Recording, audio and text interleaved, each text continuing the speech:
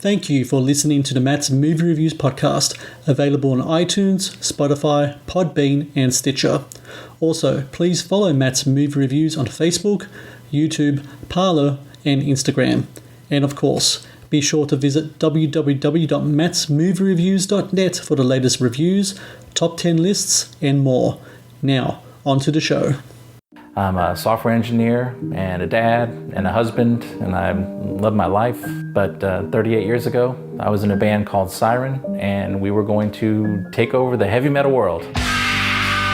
Siren stuff, it's metal. It's that classic 80s rock metal. It just felt like we're destined for something, which kind of catapulted us into a different world. Obviously, there was some conflicting opinions on what we wanted to do. I was done with Siren. Walked away, put down the sticks, never played another band again, and just, I guess it ended with a question mark.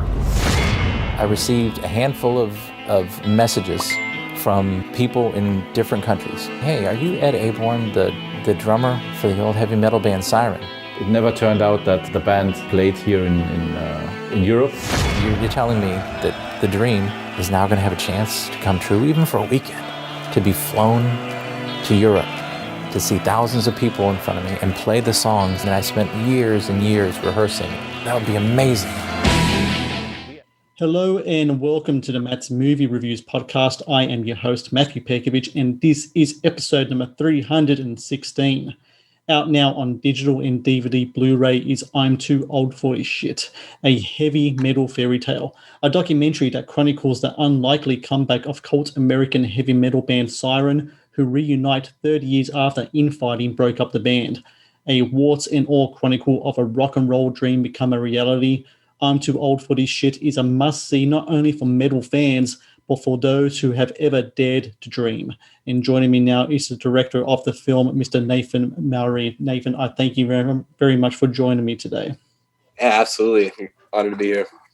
So, you know, there's a line in the film where you say to the camera, I think it's when you were with the band in Germany, that the last time that Siren played a gig, you weren't even born yet. And yes. With that in context, how exactly did you kind of get involved with the whole story about Siren and their unlikely comeback? Was that ever a band, was ever on your radar, or did you only first hear about them when this project came to you?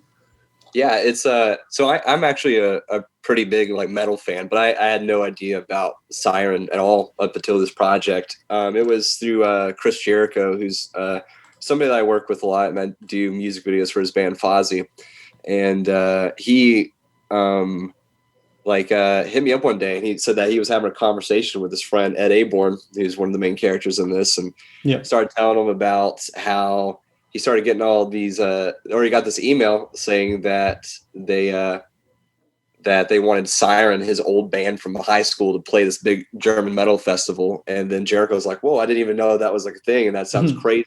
And then he hit me up and he's like, hey, I think you should start, maybe this could be a documentary. And so I would just, I talked to Ed on the phone a little bit, and then I just started making trips down to Florida and just capturing it as it went on, just to see what could happen. The interesting thing about Chris Jericho, and this is the first time he kind of dives into the world of filmmaking as a producer.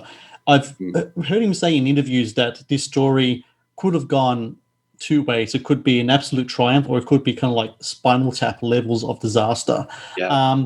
When you're first, getting in touch with Ed and you're filming these guys and they're getting together, and let's just keep in mind, a lot of these guys haven't picked up an instrument in 30 years. That Spinal Tap kind of thing there, is that something that was constantly looming kind of over the presence, that this could be kind of like something that could be turned very tragic very soon?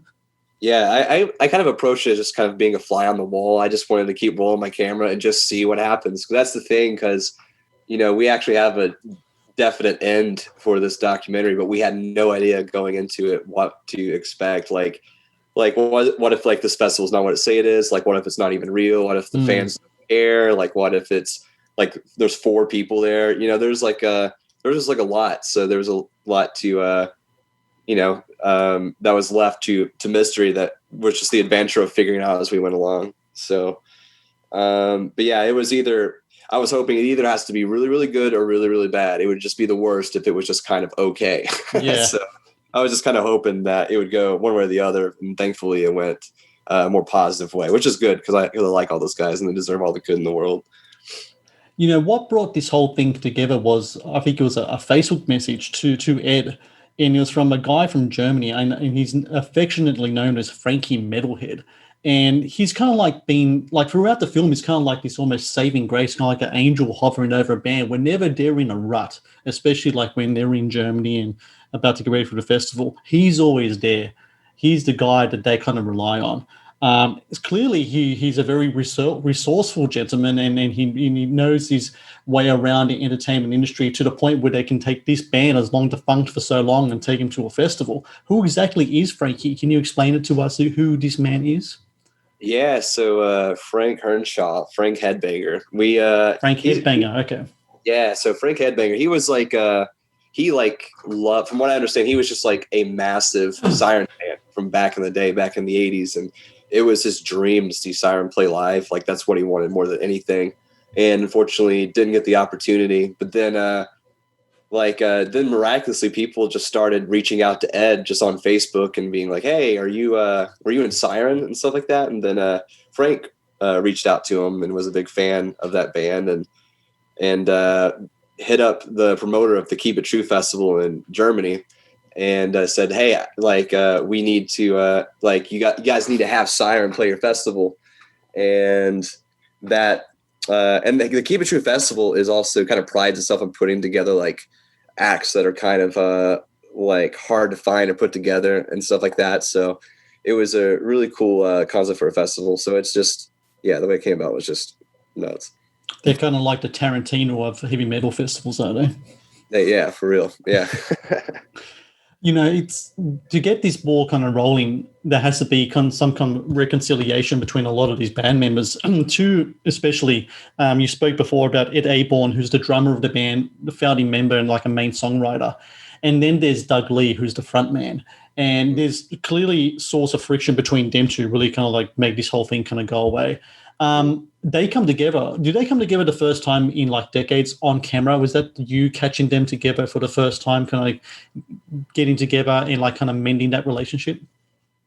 Ish. It was kind of like, I think they were already like, friends. And so they met prior to me showing up. And so it was still early back on in their, I guess, rekindled relationship that I was catching that.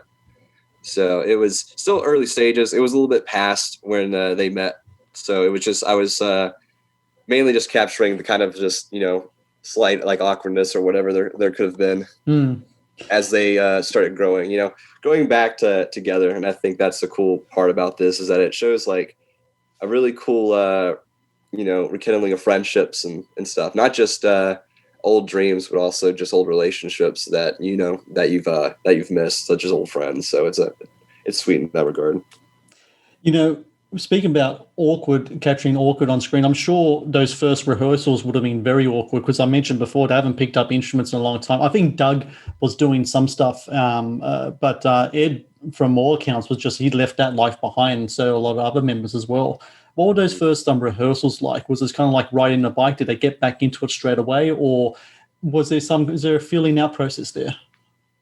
Yeah, I feel like it, from what I was able to capture and see, it just felt like I'm sure there was little hiccups trying to get back. I mean, I think a lot of these guys haven't played in 30 plus years, So, but Ed still has like drums, so he's still kind of like playing around and stuff. And Todd, who was the guitarist, he's like a guitar teacher, so he's always like playing and everything. So they had a pretty good group of guys that still knew how to turn it on and play. So.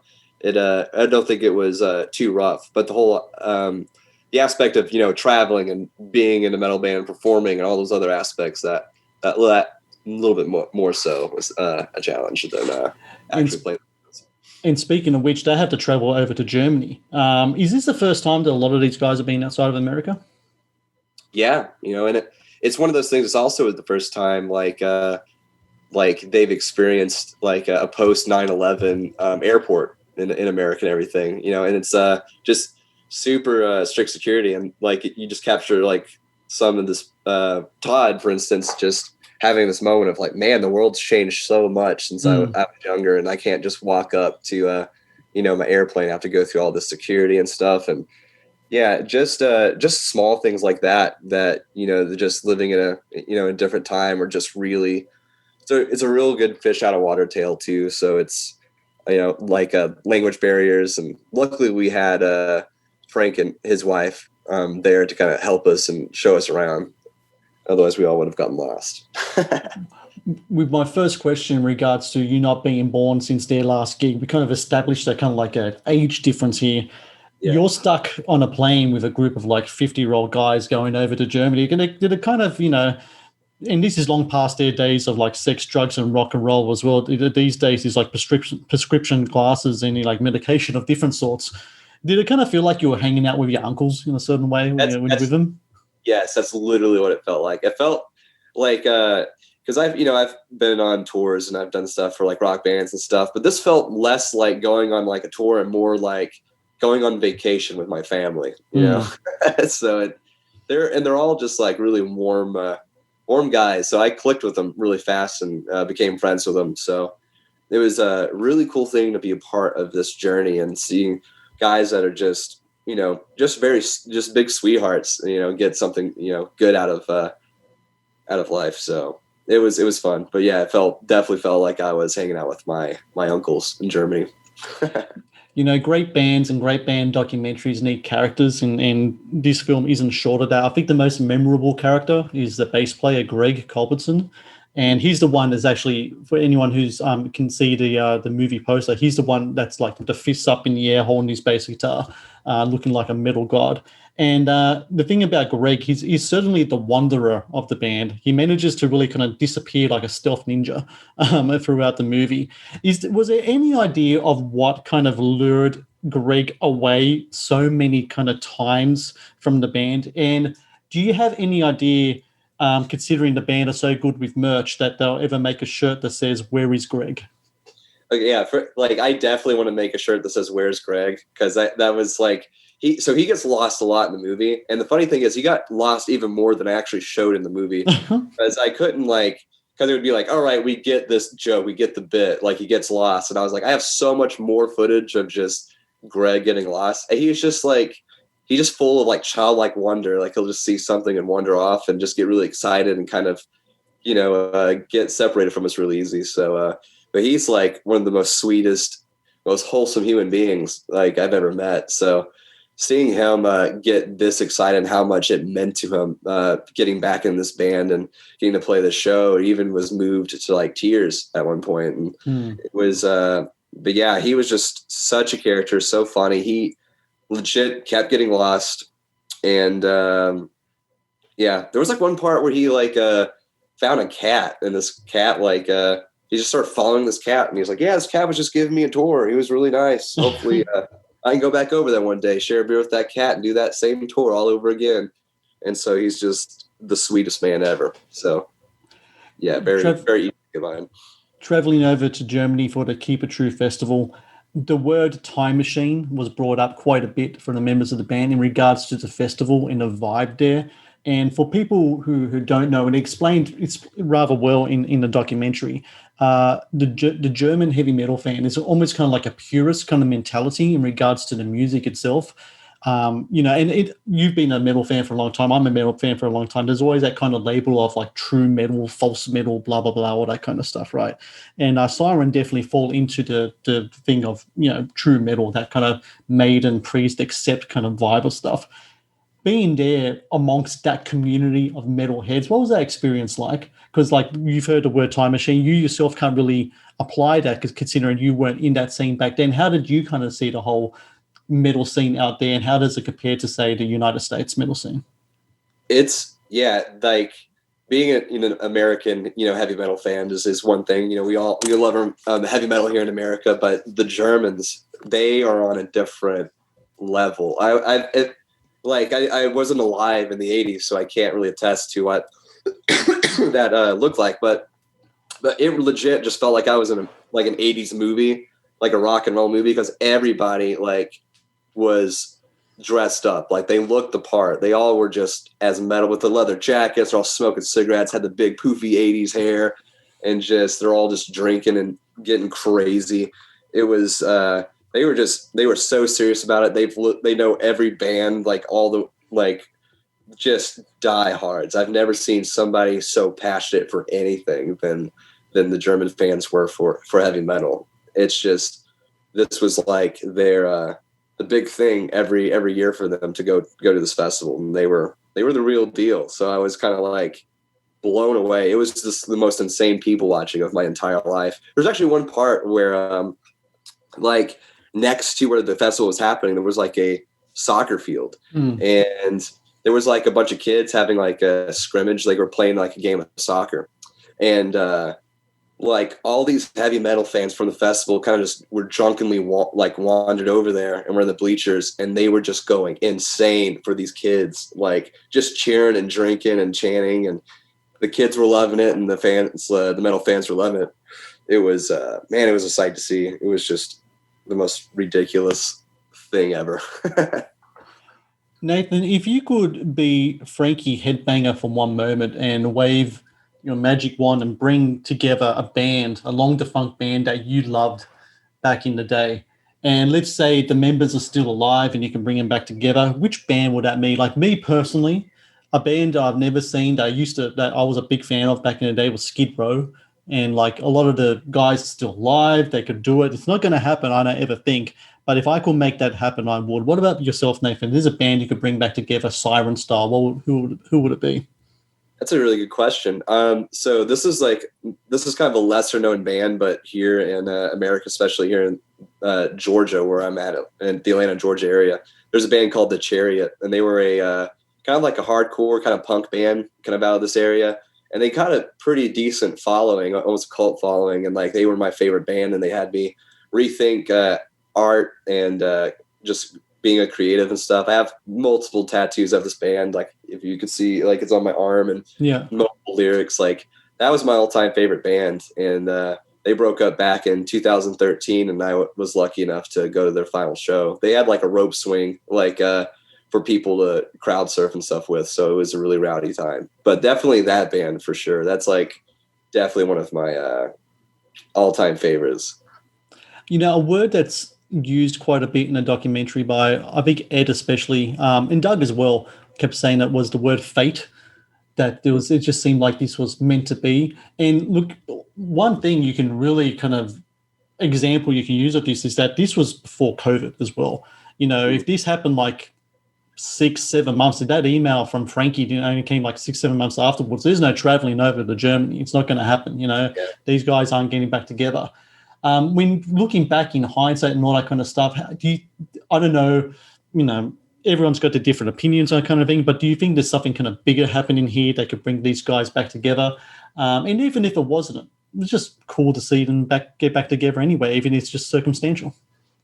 Yeah, absolutely. That's a really good question, because it's like just me being a fly on the wall, just kind of watching everything just fall into place. It was crazy.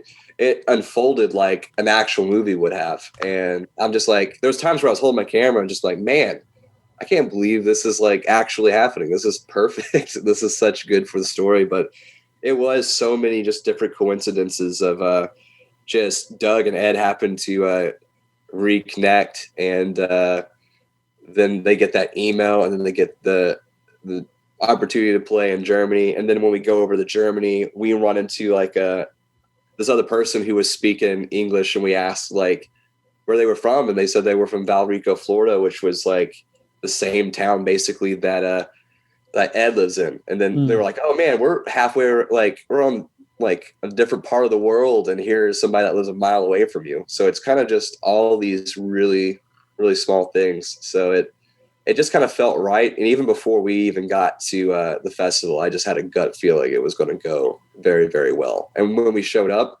to the festival, that immediately we ran into a fan who was like banging on like the window and stuff to see everybody. And that's when I was like, okay, this is happening. This is going to be a good time.